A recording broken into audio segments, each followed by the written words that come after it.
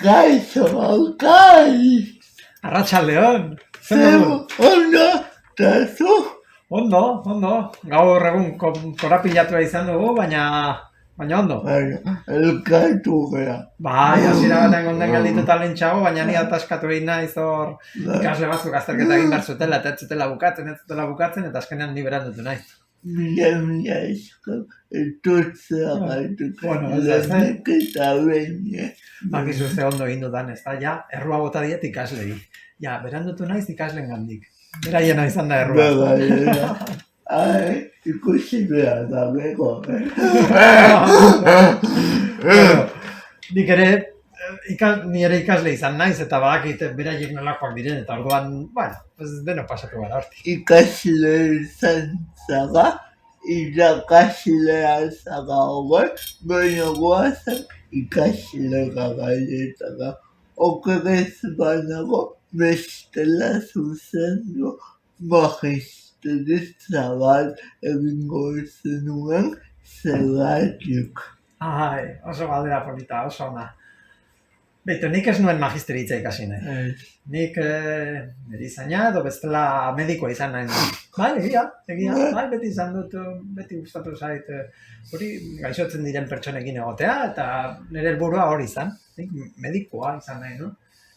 Baina garai batean ubi edo ditzen zana, ez? Bukatu eta gero, batxilleratu bukatu eta gero, bazegoen ikastaro berezi bat, eta horko ikaslea nintzela, voluntario bezala apuntatu nintzen,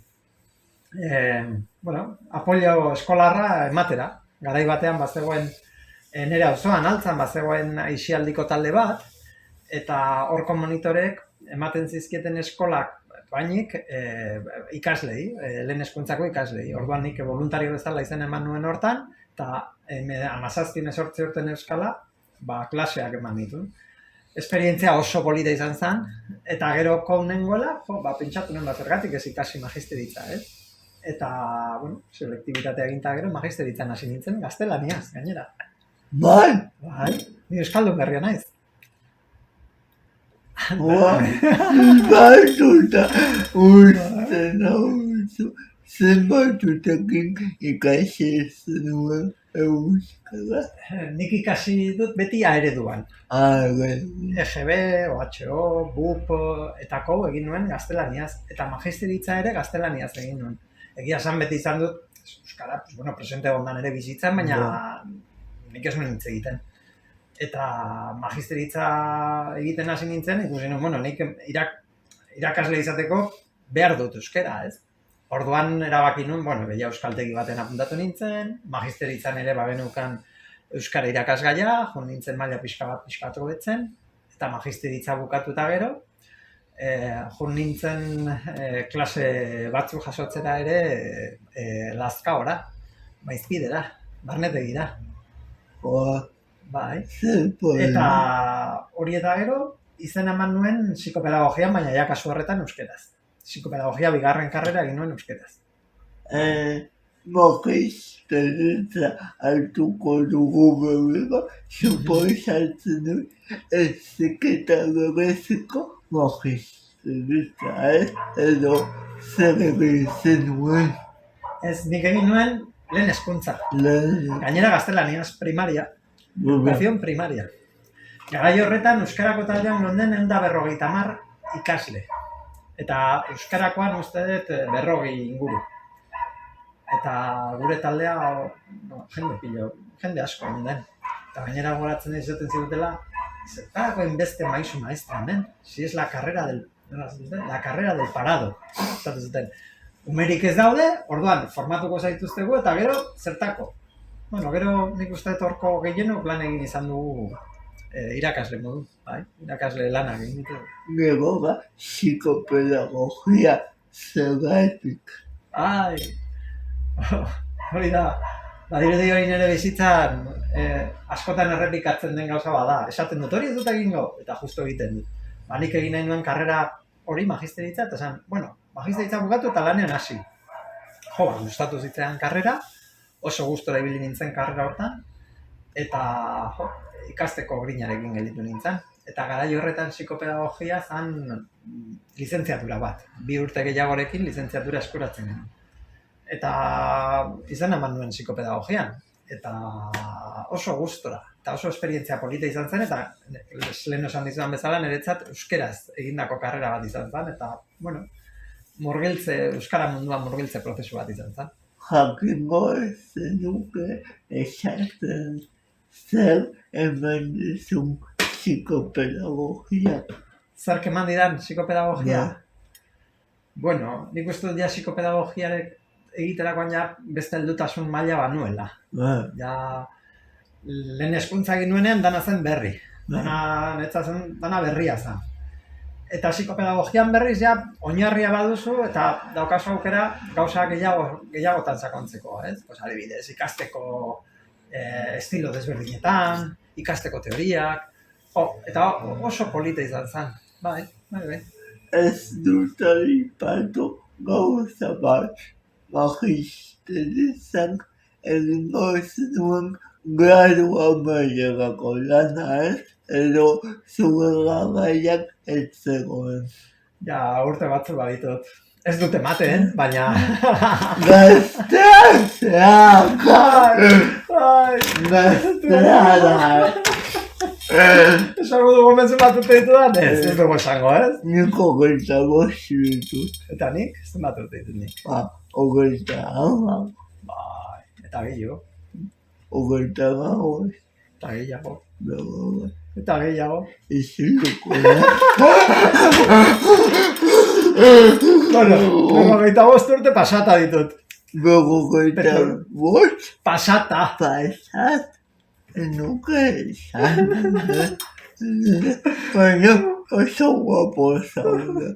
Eskerrik asko. Eta hori ikustena. Bai, ez dut ematen, badakit ez dudala ematen, eta jende gehienak esaten dut ematen duela, urte gutxiago ditu da, ez, baina 26 urte ditu bai. Hori da, ondo zaintzen zagelako.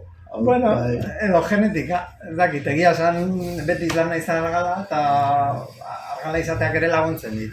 Nik hogeita bost ditut eta beti gehiago urtatzen didate, baina beti da nik egoi. Baina hori da zure heldutasun maila erakusten delako horrek, ez? Esan daiteke. Orunetzen gradua mailagako lanik eduki, masterean edo psikopedagogia pentsatzen dute bez, baina gero nik uste doktoratutza etorriko zen, ez? Bai, ala da.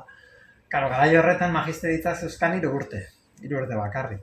Orduan nik egin dituen magisteritza 3 urtetan, eta gero euskara atera nun, eta gero egin nuen psikopedagogia euskeraz, eta psikopedagogia bukatu eta gero zer lanen hasi. Momentu gogor bat izan zen. Bai, zeren orain zure ematen du, bi karrera horiek eginda, hasi behar zarela lanean. Eta egia da, lan batzuk izan ditut, monitore bezala, hori kolonietan, edo kanpamentuetan, horrelako lanak egiten dituen. Baina, iritsi izan momentua lan egiten hasteko. Eta eman nuen izena, euskaltegi batean, hasi nintzen euskalako klaseak ematen euskaltegi batean, altzako euskaltegian. Apa, altza. Bai, eta lehenengo lan horietan, gero izena eman nuen ordezkapeneko zerrendetan, eskola publikoko ordezkapeneko zerrendetan, eta esan nuen, deitu bitartean zer egingo dut. Eta, psikopedagogian gustora ibili nintzen, garai horretan teknologian ikaten inguruan, interesatutan nengoen, eta esan nuen, doktoratutako ikastaroetan izena emango dut. Eta garai baten doktore ateratzeko zuden urte bateko ikastaroak, gero egin bartzen nuen master amaierako lan moduko bat, eta gero tesia. Eta nik esan nuen, eta lehenengo 2 parteak eginez gero titulotxo bat ematen zituten. Programa de estudios avanzados, ustez deitzen zala. Eta esan nuen, nire asmoa da lehenengo parte egitea bakarrik. Eta egin nuen ikastaroak, eta gero egin nuen bestea, egin nuen proiektu txori, master amaierako lan txori egin nuen. Akaitz, baina zer egin guguan egin zenun tesia. Bai, Hori izan, ikaten inguruan. Bai, nik garai horretan oso interesatuta nengoen horretan. Imaginatu, garai horretan hasi izan interneta. Irakasle guztiek ez zukaten interneta, ez zukaten e-mailarik. Bai, hori izan zen nik 2006an. Ja, eske zaharra naiz. Izale! 2006an, irakasle unibertsitario asko ez zuten oraindik ere e-maila garai horretan. Eta nik ikerketa egin nuen 2003-2004, urte horietan jaso nituen datuak, eta izan zen, nola irakasle unibertsitarioek erabiltzen zuten hori interneta, hasiera batean sortu zen internet hori. Ja web horriak navegatzen azten ginen web horrien bitartez, lehenengo korreoak jasotzen genituen, lehenengo txatak, eta holako gauzak. Ordenagailuak de culo. Bai, bueno, pentsatu nolakoak ziren ordenagailuak, handi-handiak, pantailak ere handi-handiak, eta, bueno, oso esperientzia polita izan zen, bai. Hombre, orain hartzen tesia eta pentsa zenbat buelta, claro, gai horretan ez zegoen Facebook, ez zegoen Twitter, ez zegoen horrelako gauzarik, oso simplea zen sarea, Baina ja irakasle asko hasi ziren hori gauza horiek erabiltzen. Eta doktoratutza ateratzen nuenean nola sentitu zinen akai. Doktoratutza ateratzea gogorra da. Gogorra da. Bai, zeren da bakarka egiten den lan bat. Eta beste ikasketetan, beti esate dizute zer egin behar duzu. Esate dizute, bueno, hemen daukazu hau ikasi eta azterketa egin. Edo hartu testu hauek, irakurri eta lantxo bat egin. Baina doktoradutzan egin behar duzu alde batetik formatu gauza teorietan edo eta zure kabuz egin behar duzu eta gero zuk diseinatu behar duzu ikerketa bat eta aurrera eman behar duzu ikerketa hori. Eta lan hori egia da, nire zuzendaria izan zen Iñaki Dendaluz, oso tipo jatorra eta ni superrondo nintzen berarekin, oso pozik nago tesia berarekin egiteaz, izan zen metodoen inguruko ikerketa metodoko katedradun bat zen. Eta berarekin pilo bat ikasi nun, eta asko lagundu zian. Baina ala eta guztiz ere prozesua bakarka egiten den prozesua da. Orduan, gogorra izan zen, eta, altibajos, bakizu, batzutan oso ondo ibiltzen za, beste batzutan, ikustu duzula aurrera pausorik ematen, eta orduan deprimitu egiten zara, baina, atera gendun. Hor galdetu nahi dizu, alako eta zibatean gobabera desente izango dira animoak altu, animoak bajo, montaña goza bat bezala. Ikasile batek, horako kasua, tesiko ikasile batek, nola kudeatzen ditu horako emozioak. Nik nire kasuan kirolak asko lagundu izan dit beti. Kirolaren bitartez, hori ikustezu jo bat dut aurreratu edo... Horrela zaude, engazte. Kirola egiten dudala. Kirola niretzako da una vía de escape. Asko laguntzen dit kirola, gure lanean ere baitu momentu gaziko oso horiek ez. Eta, kirolaren bitartez nik kudeatzen ditut horrelako egoera. Eta tesian hori gertatu zen, momentu batean aurrera pauso asko mate dituzu, datua jasotzen zu, baina gero hasi behar zara datu horiek aztertzen. Eta batean SPSS, ez dakit SPSS erabili duzu. Hori da, estadistikari buruzko programa informatiko bat. Eta gau, ikasi behar izan nuen, orduan ataskatu egiten zara, ez? Formatu behar zara horreta, gaina, hori, zure kabuz ezten zara programa horretan ibiltzen, baina hori egina da, tesia ez duzu aurreratzen, datuak dituzu hor, orduan, momentu horiek gogorrak izaten dira. Eta gero, perspektiba, karrera bat egiten duzunean, kurtso bakoitzan daukazu muga bat, ez? Mugarri bat, lehen kursua mugarria, bigarren kursua mugarria. Baina tesian hori ez dago hain garbi, ez? Eta orduan, batzutan hori gogorra da, prozesu hori bizitzea gogorra da, ez dakizula, zenbat faltatuko zaidan, ez? Bukatuko dut. Eta gero bukatzen duzunean, pentsatu duzu ezinezkoa da, bukatu dut, defendatu dut tesia. Kentzen duzu gainetik pisu bat. Irakasilea zean enean ere pila bat ikasiko zenuen. Bai, karreran bai, eta tesien ere bai, baina gero praktikak ere emate dizu, ikasten duzu praktiketatik, ez? Praktiketara joten zara, gero nik eskola publikoan ere egon naiz irakasle, orduan horrek kriston esperientzia eman dit, eta askotan oraindik ere, bitu, aurre izan dugu nire ikasleek izan dute azterketa, eta horretara eraman ditudan zenbait, azterketan jarri ditudan zenbait egoera, dia nire momentuan irakasle bezala bizitutako egoerak. Horiek ere errekuperatu egite dituzu. Eta bueno, aprobetxatzen ditut olako gauzak eta egia zen horretatik ere ikasten duzu. Okerrez banago hezkuntza, gizarte hezkuntzako graduan ematen duzu, eta bai, masteretan, eta bai, mastera mailako laman, bueno, bideratzen edo zuzentzen duzu, ez? Bai, ondo fitxatu nauzu, Ikusi dut etxerako lanak egin dituzula,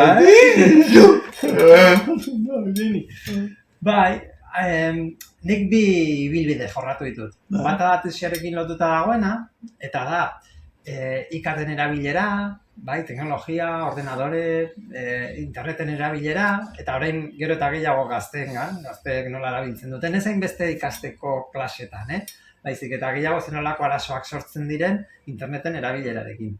Eta hori da, tesi eta gero jorratu dudan ibilbide bat, eta horregatik emate ditut klaseak gizarte hezkuntzan, ikateak gizarte hezkuntzan, irakasgaian, eta gero, nik jorratu dudan beste bidea dago oso lotuta psikopedagogiarekin eta hezkuntza bereziarekin eta inklusioarekin.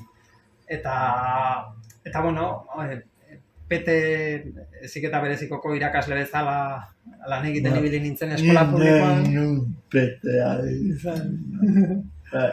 Eta nik hori 8 urte zibil nintzen, 2000-tik 2008 arte, 8 urte zibil nintzen eskola publikoetan, gehienetan PT lana egiten, ez beti, baina iaia urtero PT lana egiten, eta orduan hori izan da jorratu dan beste bide bat. Orduan nik ematen ditudan gaiak, didaktika eta eskola antolakuntza sailaren barruan, batzuk daude lotuta, ikaten erabilerarekin, ikateak eta gazteak, eta hori da alderdi ez formalean, hezkuntza ez formalean, eta bestea dago lotuta hezkuntza formalarekin, eta da inklusioa, aniztasunaren trataera, bueno, hori, irakasgai horiek ematen ditut batez ere masterrean, irakasleen prestakuntzako masterrean. Eta gero ez dakiz kezka edo moguko mugimenduaren baina teknologiari lotutako hainbat esparru landu dituzu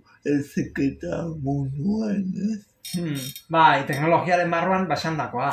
Hasiera batean tesia gehiago nola erabiltzen zituzten irakasle unibertsitarioek ordenadorea garai horretan, hori izan zen abiapuntua, baina gero joan nintzen pixka bat mugitzen gehiago gazteen aldera, ez?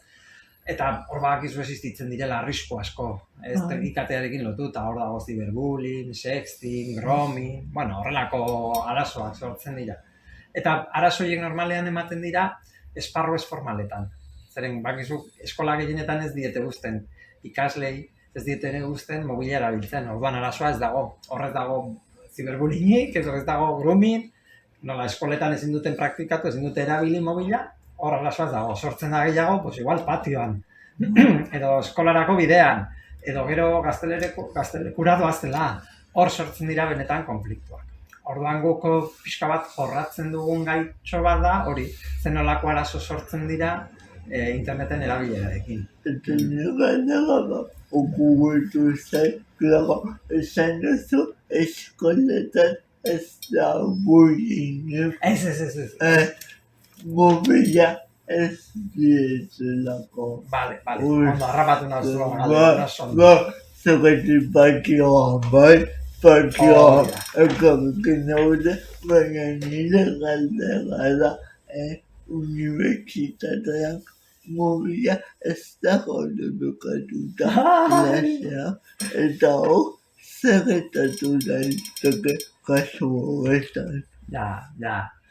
Bai, bueno, nik esan... Kuriositatea. Bai, lehenago beste argitu nahi dut, eskoletan ziberbullying kasuak ematen dira, noiz ematen dira kasuak.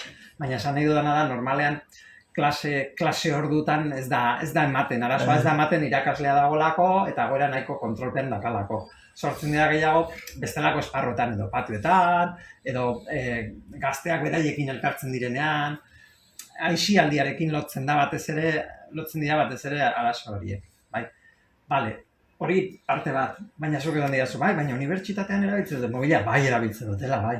Eta hori irakasleok sufritzen dugu gehiago. Zu zaude ari zara klasea ematen, eta batean ikuste dituzu ikasle batzuk hor daudela, maila azpian, mobilarekin, ez? Eta biltzen dira, bueno. Bai, eta batzutan, ez da eroso, zu ari zara hitz egiten, eta nahi dugu entzutea, Edo bestela egiten duzu, bueno, orain talde lana egingo dugu, taldeka jarri, eta jartzen dira taldeka, eta ez daude egiten egin behar duten lana baizik, eta ibiltzen dira igual mobilekin. Bueno, horrelako konfliktuak gertatzen dira.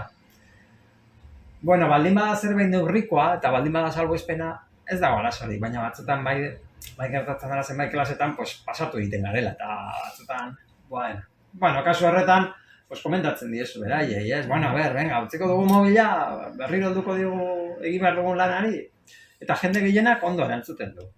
Jende gehienak ondo erantzuten duela. Bueno, batzutan jendea igual gehiagi pasatzen denean, ja hurbiltzen zara berengana, eta esaten du, mesedez, eske horretarako, ez du merezi etortzea klasetara, ez? Baldin bat zaude beti hor mobilarekin, eta ez baldin baduzu parte hartzen klasean egiten dugun dinamikekin. Baina, bueno, onartu behar dut, arazoak badaudela, baina ez da, orain arte, manejatu dezakegun arazo bat dela. Hemen, eguneko berrogeita hamarra hanka esaitu dezaket. Pero bueno, me la pela. Otako zaudezu zuzentzeko. Ez duzu liburu bat idatzi. Bueno. Teknologia. Bai, bueno, nik idatzi nuen tesia gero argitaratu zen liburu bezala. Hori bai. Eta gero ere parte hartu dut eta kolaboratu izan dut beste liburu batzuetan, baina gehiago igual kapitulo 8 bat bitartez edo horrelako batzuk egiten. Bai, eta gehienetan nik argitaratzen ditudan egia esan, naiz eta nire esperientzia egotea bi tokitan, ez? Inklusioa alde batetik eta bestea ikaten erabilera, normalean nik argitaratzen ditudan artikulotxoak edo daude lotuta ikaten erabilerarekin eta gazteekin. Eta gero gubiok ezagutzen dugu bi pertsona Maitarari eta Zaurgarriekin zurine eta itorekin eduzuekin ikeketaren bat edo. Beitu, zelotu gerago. Oso kuriosa da, nik aipatu dituzu bi pertsona hauek, nik zurin ezagutu nuen, berak ematen zuelako, nik ematen nuen irakasgai bat Donostian, sekundariako masterrean, irakasleen prestakuntza masterrean, nik ematen nuen eskola inklusiboa. Eta berak ematen zuen irakasgai bera, Bilbon, nire sailan bertan, baina beste irakasgai bera. Orduan, hasi ginen elkarrekin lan egiten horren inguruan, bai? Eta momentu honetan biogabiltza masterrean ere lan egiten. Eta gero, Aitor ezagutu nuen ere, Aitor etorri zen fakultatea irakasle moduan, eta berarekin ere lan egiten dut masterrean. Momentu honetan, bai Aitor, bai Zurin eta ni, beste pertsona batekin, laurok osatzen dugu irakasleen prestakuntzako masterreko batzorde akademikoa. Bestea da Mikel Garmendia. Laurok hori da batzen gaituena. Momentu honetan 4 pertsona horiek kudeatzen dugu Euskal Herriko Unibertsitateko irakasleen prestakuntzako masterra. Oso bokazionala izan behar du alako gauzetak ibiltzeko eguneko kotasun batean, Bai, niri eskolak ematea gustatzen zait, nik disfrutatzen dut. Nik onartu behar dut, horretan kriston suertea dudala. Zeren oso ondo pasatzen dut eskolak ematen, batzutan haserretzen naiz ikasleekin, batzutan haserretzen dut gaurko klasea txurro bat izan da, oso gaizkiatea zait, baina beste batzutan esatu ze ondo atera zaidan gaurko klasea, eta normalean ondo moldatzen naiz eta ondo ibiltzen naiz. Gertatzen dena da, irakasleen prestakuntza masterrak kudeatzea horrek arazo gehiago sortzen dituela. Hor konflikto gehiago daude, pentsa. A ber, galdera bat egigu zut. Zure ustez, zenbat ikasle daude derrigorrezko, irakasleen prestakuntza master horretan. Zenbat ikasle egon daitezke, así, por decir. Da urte bateko formazio bat, Hogei. Vale. Geixo. Gehiago. Gehiago. Baina juna askar dago, porque bestela zego bukatuko. Gehiago. Ez da iristen irunera. 274 ikasle azkago. Claro. Eta da urte bateko formazioa. Ematen da 3 kampusetan. Gipuzkoan, Bizkaian, eta ematen da 3 modulo desberdin daude, bat generikoa eta gero espezialidade desberdinak daude. Orduan, hor daude implikatuta 60 bat irakasle, 274 ikasle, 3 kampus, 20 bat departamentu. Orduan, hor konfliktoa sortzen dira. Orduan, niri, klaseak ematea gustatzen zait. Baina derrigorrezko bigarren hezkuntzako masterreko batzorde akademikoan egotea, hau da, hor kudeaketa lan hori egitea, eramaten dut. Pero hor konflikto gehiago, orain inork ez gaituela entzuten. Bai, da, norbaitek eraman behar du eta oso gustora nago. Eta sekreto bat esango dizut. Oso talde hona egiten du. Oso ondo moldatzen gara, oso harreman polita daukagu, masterrak kudeatzen ari garen. Orduan horrek errezten du prozesu guztia. Nabaria da eta ikasleak pixka bat azkarrak abarita ere nabarituko dute. Zenek ere nabaritzen ditut antropologiako lehenengo mailan oso irakasle onak ditutela eta ekipazo bat osatzen dutela. Zu gustara zaude, antropologian? Oso gustara. Eta irakasle ona izateak asko laguntzen. Hombre, da, askotan ez dugu pentsatzen, baina nik ematen dut irakasgai bat lotuta dagoena klaseak ematen. Bai? Nola izan behar gara irakasle ona. Eta eramaten dut testu bat oso polita, deitzen dana,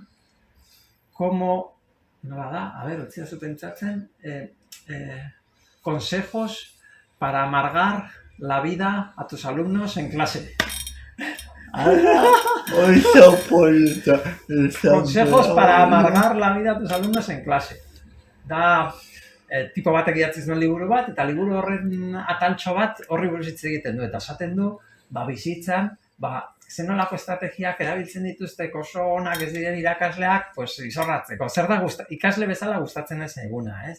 Hori ikasorik ez egitea, edo kriston distantzia markatzea ikaslekiko, edo batean ez dugu ezer egiten klasean, eta azkenengo momentuan, venga, esto examen! Hori zuri gertatu zaizu? Pila bat. Ez dago ondo baina, pila bat. Orduan guk egiten duguna da, autore horrek idatzitako testu horri, buelta ematen dugu. Esaten du, hau baldin bada irakasle txarra izatea, zer da irakasle ona izatea? Eta gero nik nola ematen dudan inklusioa, esaten dugu, zer da irakasle ona izatea, baina ikuspegi inklusibo batekin, ez? Eta orduan horre oso gauza politak ateatzen dira. Eta testu hori irakurtzen dugunean, ikasleek beti komentatzen dituzte beraie bizitutako esperientziak. Nik izan nuen irakasle bat, ez zingutela kasurik egiten, baina gero bestek ere esaten dute, baina izan genuen beste irakasle bat oso ona izan zana, eta berarekin primera moldatzen ginela. Orduan nik uste suerte bat dala, izatea hori, ondo hartzen gaituzten irakasle horiek, ez? Eta horietan jarri behar dugu fokoa. Eta ez dain beste, hori, bereziagoak diren beste irakasle horien gara. Irakasleaz aparte behin kampusetik aterata nolakoa da akaitz, zer egitea gustatzen zait. Ai, nolakoa naizen ni. Kirola esan duzu. Baina nik esaten dut, ni adolescentziatik irtetzen ari naizela oraindik. Soy Bueno. posadolescente, todavía, gaina itxura atletia.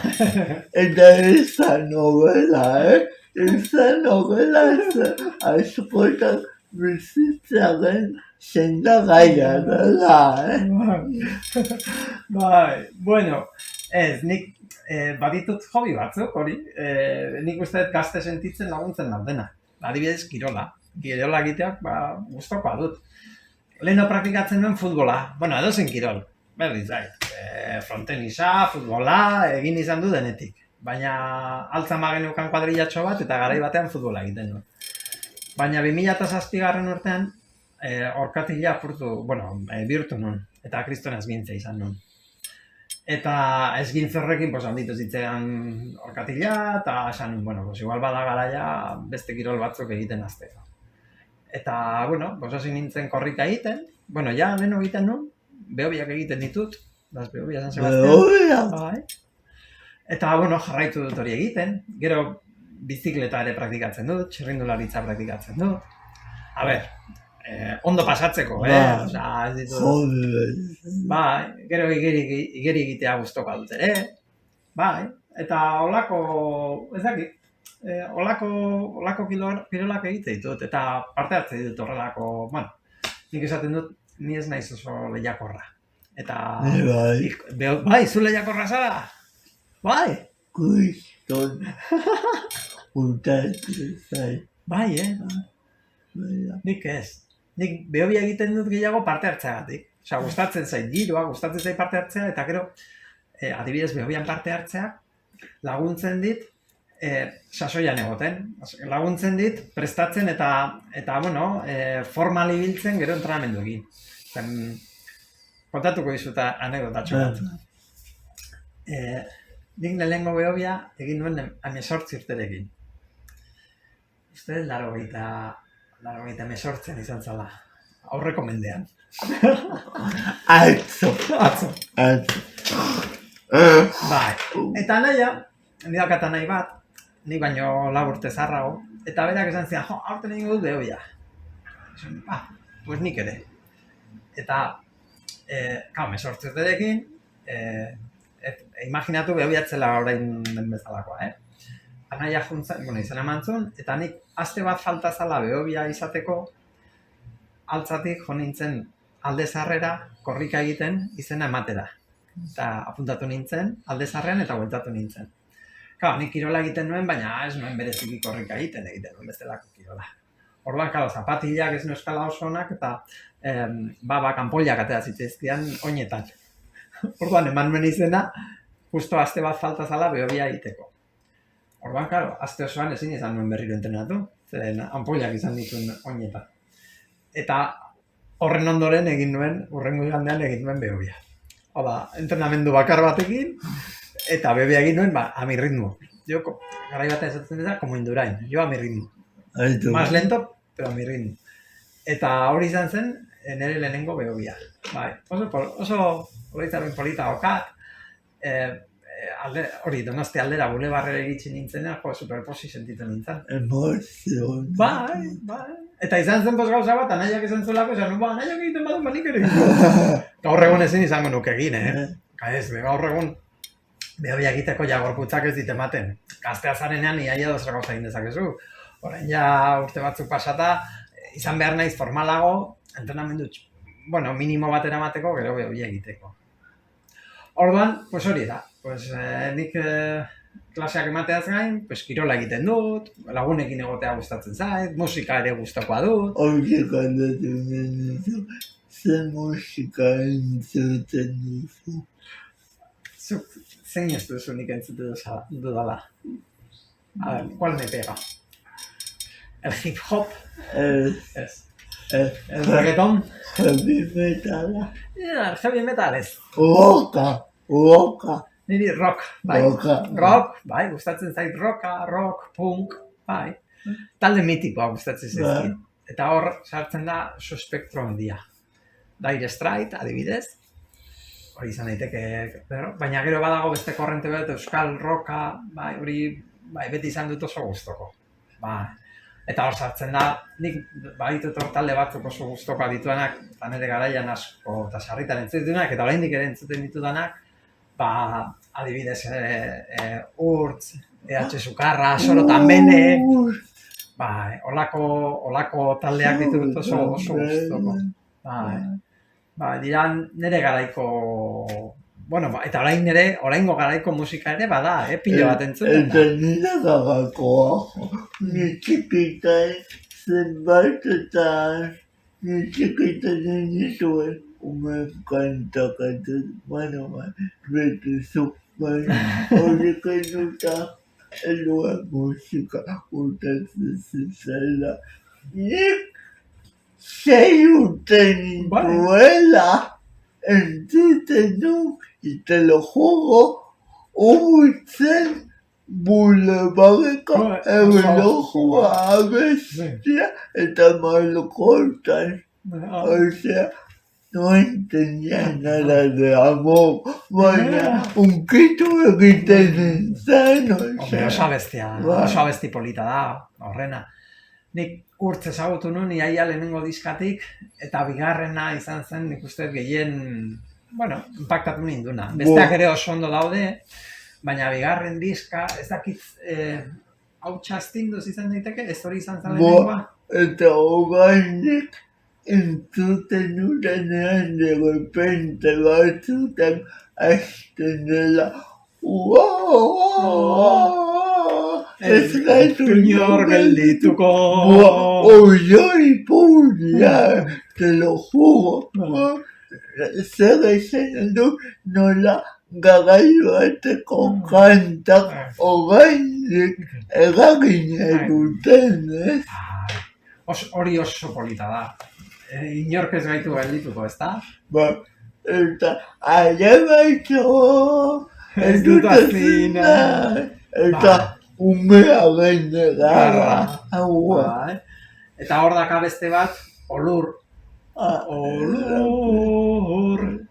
Irentz nazazu, hori da nire beste defekto bat. Oso gaizki abesten dut. Baina abesten dut eta poesia idazten dut. Nik oso gaizki abesten dut, baina beti gustatu zait abestea, baina en petit komite esan da bestea dutxan. Eta esagotan bera adibidez, dakago metekoa altxalde honetan, baina ere gustatzen zen agiaren iria. Amaren besoetan, hor nik uste dakatela oso diska klasiko bat. Atalaia. Eta nik uste hori oraindik ere eramaten dut kotxean.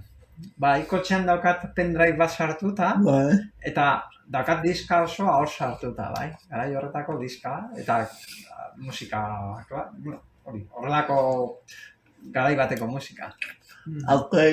Bukatzen egea, baina nuke bukatu jakin gabe, guzti hau komentatu estean, zuk ere gizakia zeainean kezkak edukiko dituzu, zentzuk izan daitezke loak entzen dizkizute mamu horiek. Denok ditugu mamu horiek, ez da? Nik uste denok gaizki, gure ondoan dagoen eta maite dugun pertsona bat gaizki edo okerrago dabilenean, horrek entzen gaitu loa, ez? Nik uste gauza horiek kentzen digute pixka bat loa. Eta, hori igual da gehien afektatzen didana. Gero ni oso pertsona orduria naiz. Igual ez dakit ematen dudan, igual nabaritzen zait, baina... Ni urduria naiz. Oso urduria naiz. Eta kostatzen zait deskonektatzea. Eta gauzak ondo ateratzen ez aizkidanean, gaizki pasatzen dut eta gaizki egiten dut lo. Eta, beste anekdota bat adibidez. Konta. Igual gehiagiri nahi zemen nire egitzen eta gero jendeak esagutuko ditu nire anekdota batea. Korkidea. La prensa rosa. Adibidez, beti daukat amets gaizto bat urtero errepikatzen dana. Eskola kasterakoan. Eta amets gaiztoa da. Eta amets gaizto hori da, ni sartzen naizela klasean, azten naiz klaseak ematen, eta ikasleek ez didate puñetero kasurik egiten. Eta azten dira beraiekin hitz egiten. Eta ni azten naiz garrasika, isiltzeko! Isiltzeko! Eta da, urtero nire buruan errepikatzen den amets gaizto bat. Eta beti kurtso hasieran azaltzen zait amets gaizto hori. Bueno, eskerak behin den, eta ez urtean, hiru lau urte, guk akai amets gaiztorik ez, amets osan bat eman diguzu, tarte hau oparituz, gau osan egingo dugula. Zu eduko izan. Egia den. Nik primeran pasatu dute, momentu txoa, zoragarri izan da niretzat. Mila eskerrik zagatik. Eskerrik asko zuri, Eugeni. Agur! Agur!